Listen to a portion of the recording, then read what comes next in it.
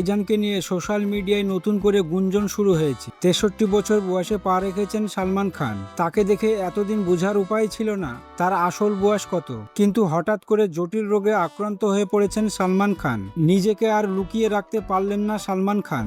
নিজের চেহারার দিকে তাকালেই বোঝা যাচ্ছে তিনি অসুস্থ ভুগছেন। 2 বছর ধরে তিনি এই রোগে ভুগছেন। বড় বড় ডক্টর দেখিয়েও পাননি কোনো উপকার।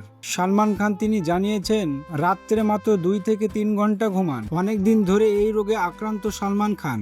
এই কারণে বয়সের ছাপ মুখের ওপরে ভেসে উঠেছে। সোশ্যাল মিডিয়ায় এই ছোট ভিডিওটি ভেসে ওঠার পর থেকেই তাকে নিয়ে নতুন করে চর্চা শুরু হয়েছে। তারপর থেকে সালমান খানের কমেন্ট বক্সে হাজার হাজার কমেন্ট করেছেন সালমান খান ভক্তরা। অনেকেই দোয়া করেছেন সালমান খান যেন আবারও সুস্থ হয়ে উঠুক। তো বন্ধুরা, সালমান খান কি সত্যি কোনো জটিল রোগে ভুগছেন না অন্য কিছু?